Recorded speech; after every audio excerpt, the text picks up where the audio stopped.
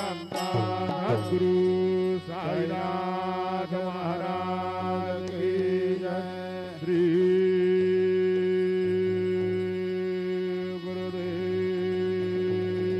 गुरुदेवादत्ता पाहे प्रसादाची वाट झाली दोन्ही हातात दोन्ही जाईना झाले आभोजा झालो एक सवा तुम्हालोनी देवादी जगे होनी जाईना झाले आभोजा तुका म्हणे चित्त करुणी राहिलो देवाचे जगे होनी जाईना झाले आभोजा